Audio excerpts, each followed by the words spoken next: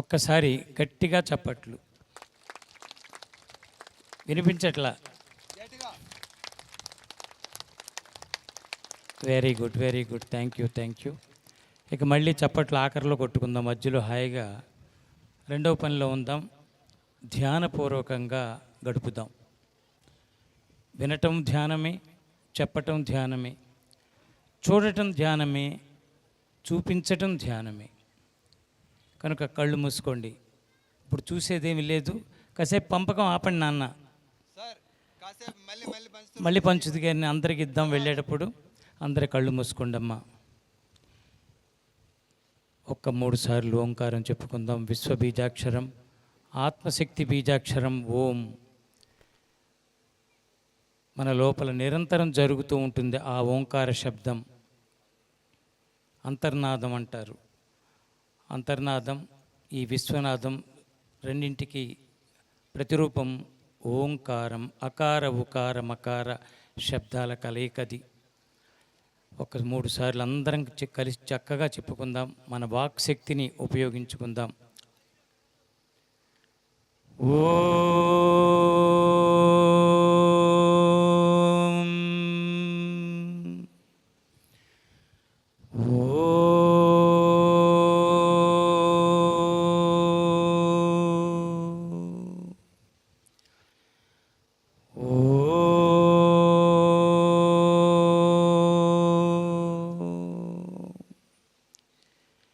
కళ్ళు మూసుకునే ఉండండి, పర్వాలేదు. కళ్ళు తెరిచి చేసే పని ఇప్పుడు లేదు. అప్పుడే మనం ప్రతిక్షణం మనతో మనంగా మనం ధ్యానపూర్వకంగా ఉండగలుగుతాం. కళ్ళు తెరిస్తే దృశ్య ప్రపంచం, పరిమితమైన ప్రపంచం. కళ్ళు మూసుకుంటే అదృశ్య ప్రపంచం, అపరిమితమైనది, హద్దులు లేని ప్రపంచం చూడగలం. పత్రిజీ గారికి మనం చక్కగా ఇందాక మొట్టమొదటి చప్పట్లు కొట్టింది వారికి. వారు అందించిన మార్గం మీరందరూ ఊపిరిగా తీసుకున్నారు. కంగ్రాట్స్. ఎందుకంటే గత 18 సంవత్సరాలుగా నేను వారిని మొట్టమొదటిసారి అమరావతిలో చూడటం, కలవటం, ఆ తర్వాత ఎన్నో రకాలుగా బోధనలో ఒకసారి ఎప్పుడూ కలిశాను, కానీ అప్పుడు అంతగా మాకు పరిచయం లేదు. అలా కలుసుకుని వెళ్ళిపోవటం జరిగింది అక్కడ. కానీ అమరావతిలో కలవటం దగ్గర నుంచి నాకొక ఆత్మీయ మిత్రుడు దొరికారు. ఆత్మీయ మిత్రుడు. ప్రపంచంలో ఎన్ని బంధాలు దొరికినా ప్రాపంచిక బంధాలు అన్నింటిలో కల్లా గొప్ప బంధం ఏమిటంటే మిత్రుడు దొరకటం. సహృదయపూర్వకంగా నేను నీ కోసం ఏం చేయాలి అనే భావనలో ఉండే ఒక్కటే బంధం అది స్నేహబంధం. స్నేహంలో భగవంతుడు దొరుకుతాడు, మిత్రుడిలో భగవంతుడు దొరుకుతాడు. ఆ తర్వాతే మనం భగవంతుడిని బయట వెతుక్కున్నప్పుడు భక్తి యోగం, ఆ భక్తి యోగంలో కూడా దొరుకుతారు. ఎందుకంటే భగవంతుడు లేనిది లేదు, లేని వ్యక్తి, లేని ప్రాణి లేరు. అలా పత్రిజీ గారితో కలయిక, ఎన్నోసార్లు కలిసి గడపటం. వారు కూడా ఒకసారి నా షష్ఠి పూర్తికి విశాఖపట్నం వచ్చినప్పుడు చాలా ఆనందంగా, చాలా ఆనందంగా ఆ రోజు అదే సందేశం ఇచ్చారు. నేను ఎన్నెన్నో చూశాను, ఎక్కడెక్కడో తిరిగాను. ఒక మంచి మిత్రుడు నాకు కావాలనుకుంటూ ఉండేవాడిని, హృదయానికి దగ్గరగా, ఆత్మీయంగా. అది వేదానంద బాబాజీ నాకు దొరికారు అని వారు ఆ రోజు అనటం, అదే వాక్కు నేను ప్రతి చోట చెప్పుకుంటున్నా. నాకు పత్రిజీ అనే ఒక సోల్మేట్ ఆత్మీయ మిత్రుడు దొరికారు. అలాగ వారికి వారి గురువులు ఇచ్చిన ఆదేశం, సందేశం, ఒక విశ్వ కళ్యాణ మార్గం. ఆత్మోద్ధరణ చేసుకుంటూ లోక కళ్యాణం చేయాలి. నేరుగా లోక కళ్యాణం చేయటం కుదరదు. ఒకవేళ చేస్తే అది అహంకారం అవుతుంది. ముందు ఆత్మ కళ్యాణం జరగాలి. అంటే తనను తాను ఉద్ధరించుకుంటూ, తన స్వరూపాన్ని మార్చుకుంటూ, తన ఆత్మశక్తిని గుర్తిస్తూ,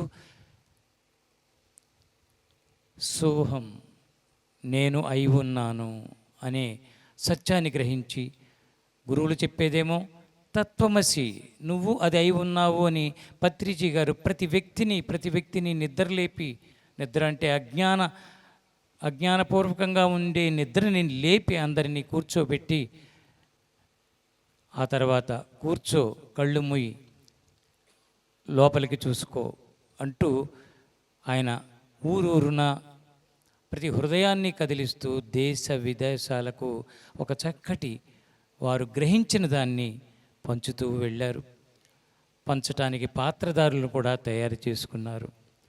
అది ప్రతి క్షణం నేను వారితో తిరుగుతూ మేమిద్దరం ఏకాంతంగా కూర్చుని మాట్లాడుకున్న సందర్భాల్లో చక్కటి ఓపెన్, చాలా తక్కువ మంది దొరుకుతారండి మనసు విప్పి మాట్లాడేవాళ్ళు, హృదయపూర్వకంగా మాట్లాడేవాళ్ళు. అలా పత్రిజీలు నేను ఎప్పుడు ధ్యాన మహాచక్రంలో అదే చెప్పేవాడిని. 100 మంది పత్రిజీలను చూస్తున్నా నా పక్కన ఉన్న ఆయన కంటే కూడా బయట నా ముందు కూర్చున్న పత్రిజీల వెలుగు అద్భుతంగా వెలుగుతోంది. కారణం ఇక్కడి నుంచి అది ఆ శక్తి పంపబడుతోంది, అక్కడ తీసుకుని వెలుగుగా మారి వాడవాడకి పాకుతోంది. అదే ఈరోజు మరొక కోణంలో మరొక కొత్త కాంతిగా ప్రపంచానికి పంచటానికి ఏర్పడింది. అగస్తేశ్వర పిరమిడ్ ప్రారంభోత్సవం చేసుకున్నాం. మనం పిరమిడ్ని ప్రారంభోత్సవం చేశాం. శక్తి ఇక్కడ ప్రారంభం కాదు, ఇంతకుముందు ఉంది, ఒక కార్యరూపంగా మారింది అంతవరకే. అందరికీ కూడా ఆశీర్వాదాన్ని అందిస్తున్న హిమాలయ గురు పరంపర తరపు నుంచి అగస్త్య మహాముని నాకు చాలా పరంపర. స్వామీజీ వారు కుర్తాళంలో వారి గుహలో గడపటం 12 రోజులు, ఆ అనుభవాన్ని ఇప్పటికీ మర్చిపోను నేను. అందుకనే వారి పరంపర నాకు దొరికింది అనేది అక్కడ నిరూపణైంది. సిద్ధేశ్వరానంద భారతి గారు ఇద్దరం చర్చించుకుంటున్నప్పుడు అదే నామంతో ఇక్కడ కూడా ఒక లింగం ప్రతిష్ఠ జరిగిందని ఇందాక పైకి వెళ్ళి చూస్తే అద్భుతమైన క్షేత్రం ఇది, మహాక్షేత్రం కాబోతోంది. అది పత్రిజీ గారి సంకల్ప శక్తిని జోడించుకుని ఇక్కడ ధ్యానులు అందరూ ఒక సంకల్పంతో ప్రారంభించారు. అందరికీ కూడా హిమాలయ పరంపర తరపున ఆశీస్సులు అందిస్తూ ఉన్నాను. నేను మళ్ళీ వస్తూ ఉంటాను. ఒకసారి నేను మేమందరం నర్సీపట్నం వైపు వెళుతున్నాం. పత్రిజీ గారు హైదరాబాద్ వచ్చారు. అప్పుడు వెంటనే నందా ఫోన్ చేసి మాట్లాడుతూ ఏవో వాళ్ళ విషయాలు, ఎవరితో వెళ్తున్నావు అని అడిగారు. వేదానంద బాబాజీ కూర్చున్నారన్నాం. ఆయన్ని వదిలిపెట్టకు, ఆయనతో మనకు చాలా పనుంది, మన పిరమిడ్లు ఎక్కడెక్కడ ఉంటే అక్కడికి వెళ్ళాలి అయినా అని చెబుతూ ఆ ఫోన్ నాకు ఇచ్చారు. అప్పుడు స్వామీజీ మీతో చాలా పనుంది మాకు, నేను నిద్రలేపుతున్నా మీరు అక్కడ పాదం పెడుతూ ఉండాలి కూడా అని ఎందుకు చెప్పారో తెలియదు. ఆ కార్యం ఈరోజు ఇక్కడ కూడా జరుగుతోంది, అనుకుని చేసింది కాదు. ఎప్పుడో వీళ్ళిద్దరూ రమణ గారు వాళ్ళు ద్వారహట్టు వచ్చినప్పుడు అన్నారు మా ఊరు రండి అని. మామూలుగా అన్నారు వాళ్ళు అనుకున్నా, కానీ ఈరోజు ఒక కార్యాన్ని ప్రారంభించడానికి నన్ను ఒక పనిముట్టుగా అగస్త్య మహాముని, పత్రిజీ గారు, సదానంద స్వాముల వారు వీళ్ళు ఎంచుకున్నారని తెలిసింది. Very good. ఈ కార్యాన్ని మనం ముందుకు తీసుకువెళ్ళటం ప్రతి ఒక్కరి బాధ్యత. కనుక మనం అందరం ప్రార్థనాపూర్వకంగా, ధ్యానపూర్వకంగా మనం కోరుకుందాం. ఇది గొప్ప క్షేత్రం అవుతుంది, అవ్వాలి. ప్రతి హృదయం ఒక దివ్యక్షేత్రంగా మారాలని నేను నా గురు పరంపర తరపున ఆశీస్సులు అందిస్తూ Hari Om Sairam, Hari Om Gurudev. Thank you. I love you all. Happy.